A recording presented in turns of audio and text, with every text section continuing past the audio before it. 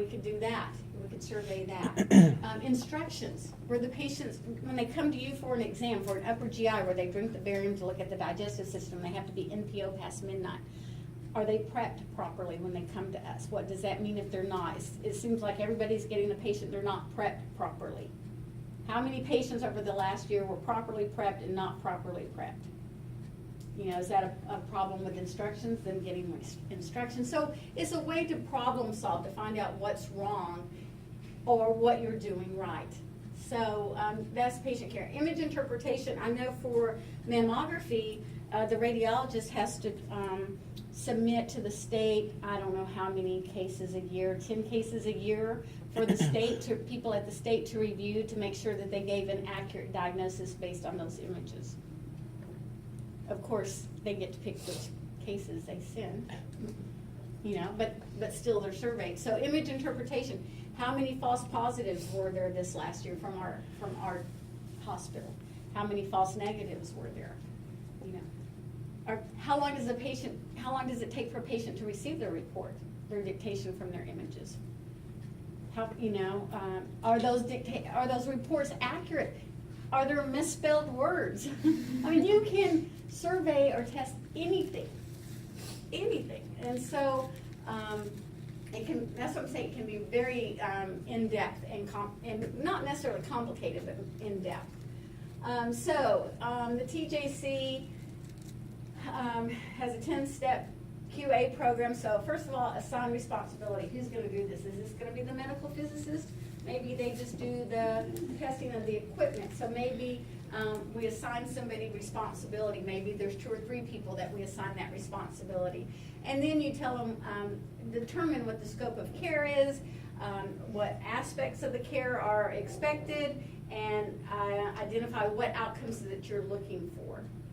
I mean, patient coming in, we expect them to be taken from the waiting room into the radiology room within 15 minutes or whatever you've determined. You've got to make those determinations and set what are the expectations and what outcomes do we want. Do you think everybody's going to get into the x-ray room within 15 minutes? So probably not, but what is our outcome? What do we want? Do we want 80% of the patients to be in the room within 15 minutes? Do we want 90% or whatever? So you set those expectations. And so you establish that limit. As I said, collect and organize the data. You have to determine, you know, is this going to go on for a month, a week, a year? How long is this survey going to happen? Sometimes it's continual. Sometimes it never stops. And it's just every so often they run the numbers. Okay, so evaluate the care. Is this appropriate? Is it not? When you do see the outcomes, assess and document, and then communicate that information. Typically, it's not sent right into the TJC. When they come out for inspection, they'll look at those reports, or they'll ask for them prior to coming. They will want to inspect that. At any time, they can call the hospital and say, let me see your QC and QA.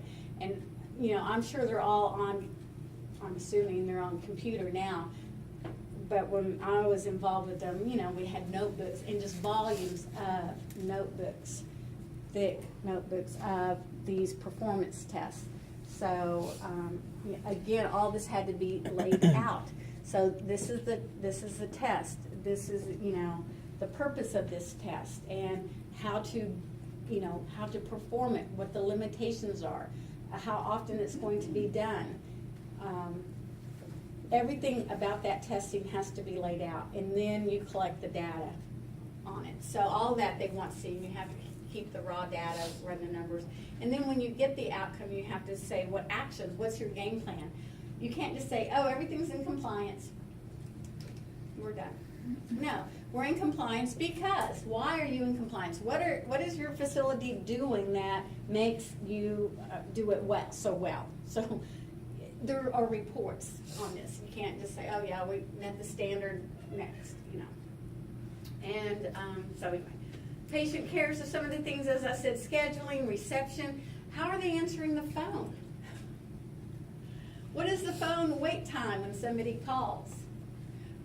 Scheduling. Do I have scheduling? How long does it take? Have you ever called to get an MRI, to get a CT, to see a doctor? Do they get you in right then? Oh yeah. Are you feeling sick? Can you come in within the next hour? Is that what they say to you on the phone? No.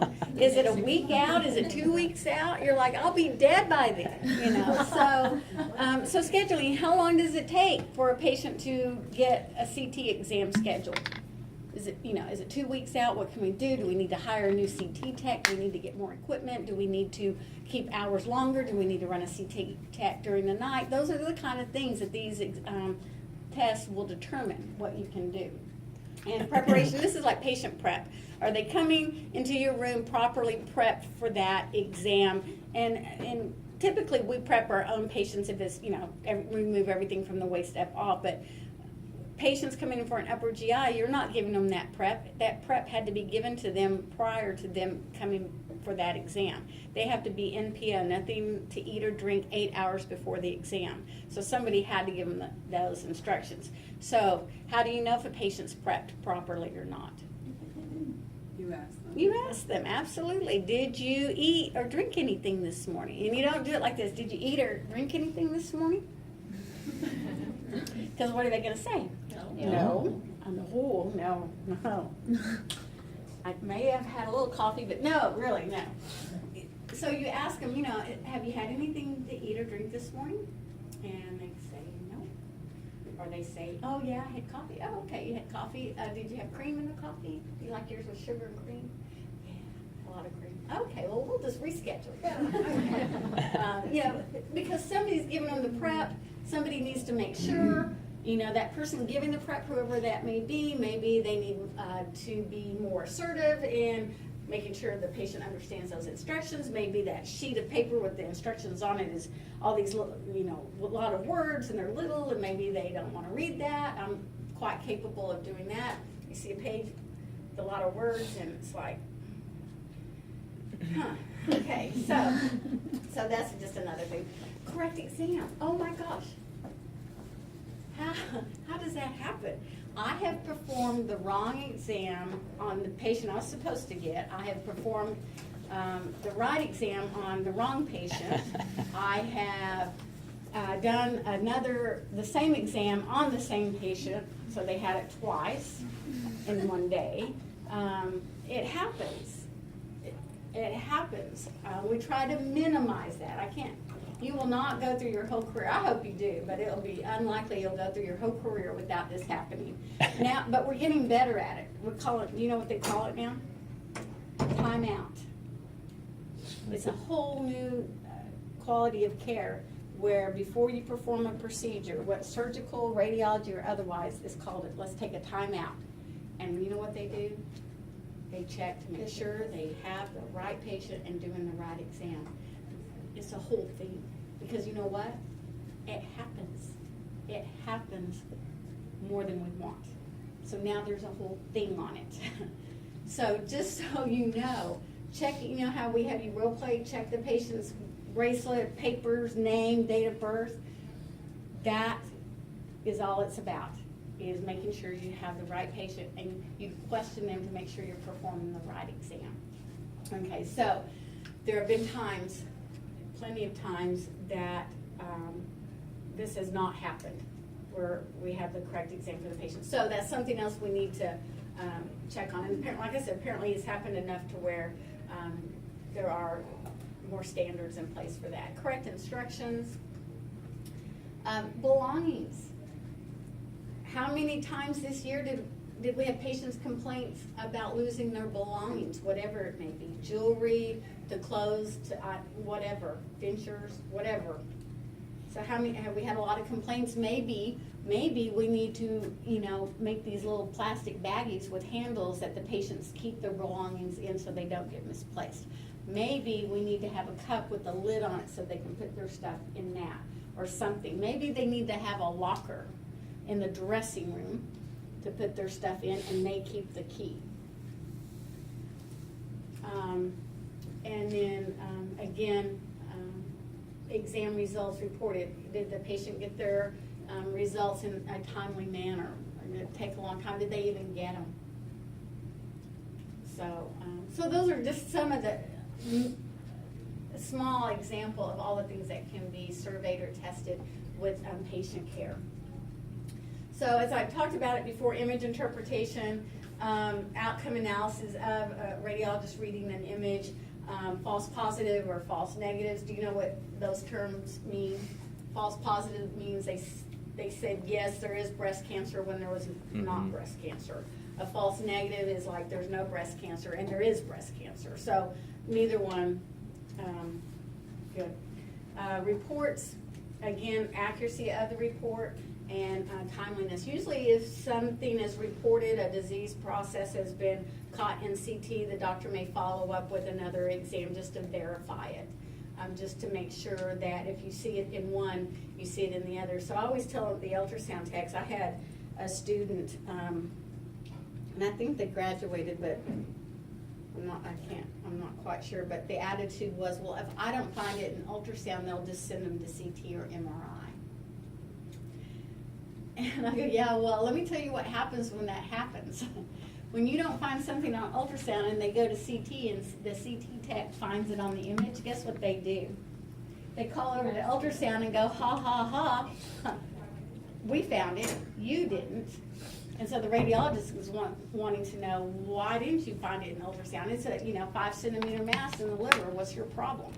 Who did that exam? Who missed that? So, so anyway, you can't have that attitude. But reports, they need to be accurate. And again, I talked about them. At what point do we get that? Do they get the reports at home? So, in getting the report and understanding the report are two different things sometimes. So, now they have, I think Kaiser has this, and I'm sure other hospitals do too, where they have like a nursing line open to where you can call. You get a report, you don't understand what it means, then you can call and get help with that. So a lot of hospitals, it's all about customer service. Gone are the days, I don't know that if you know anybody like this, but my grandma was like this. Grandma, what did the doctor say? Oh, gave me another pill. They ought not to give pills like that. I go, what's the pill for, Grandma? I know, she never pointed because that's rude. That would be terribly rude. So she'd crook her finger. You ought not to be drinking that bottle of wine. Shut up, old lady. I didn't say that. Well, I did once, but anyway, she told me not to drink that bottle of wine. So she ought not to give you those pills. And I go, what's the pill for, Grandma?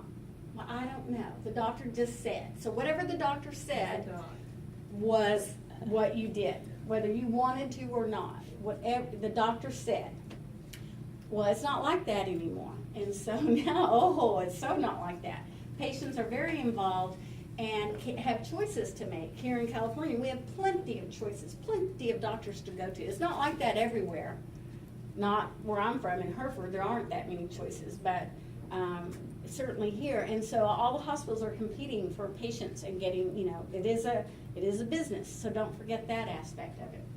And so getting patients to join Kaiser, getting patients to join Anthem, you see all those commercials on TV and stuff. So patient care is huge. As I've said it before, and I will say it again, that patients do not know if you took a good x-ray or not. They do not know how that image turned out, but they do know how you treated them. So I'd much rather hire somebody who does not have the technical skills, but have the personality, because we can improve those technical capabilities, but you can't improve, or it's difficult to improve somebody's attitude towards people in general. So, and I've had directors, radiology department managers and supervisors say the same thing. So your personality and how you present yourself weighs much more than your technical aspects on paper, just so you know. So anyway, again, patient care is imperative. You'll be fired more for your poor patient care than you would be for your technical skills in taking x-rays. Okay, quality control. Oh, and as a student, this is just refreshing my memory. And as a student, you'll have that 18-month interview. It'll be 18 months that you're with them. And you want to go to that hospital and be pissy and grumpy and not get in there and want to work, they will not offer you a job, just so you know, because it has happened. And it's like, and as an instructor or as your clinical coordinator, but we'll tell you, Barry Siegel's had that conversation with some of the students. You're not going to be hired because of how you've acted. And they're like, and they weren't, you know. So again, I can't stress the patient care importance of everything and your attitude towards that. Okay, how helpful? Who would want to hire somebody who wasn't very helpful in a place where you need to be overly helpful? So anyway, quality control. These are testing on the equipment and making sure it performs correctly. There's acceptance testing, so when you get the new piece of equipment, we want to test it, make sure it's working appropriately. You want to monitor it throughout its use, test it every so often to make sure it is still working appropriately. And then maintenance. We have not so much maintenance testing, but there's preventative maintenance, and that's where you, oh gosh, I don't know what it would be. I know in the processor we had pulleys and belts, rubber belts like you have in a car, and those would corrode and break, and then your processor doesn't work, so we'd have those replaced every so often, once a year. So that would be preventive. Unscheduled is when something just breaks. I've had a lot of unscheduled maintenance performed on my equipment. So some of the tests, these are done annually. Once a year, except for the collimation, I put it in pink. These are done every year. And so, I thought I erased that. Okay.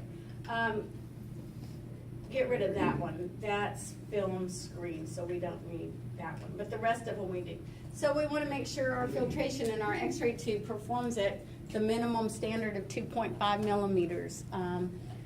We want to make sure our collimation, we do have, you need to know your limitations. So we're going to perform the collimator test, not this lab, but next lab.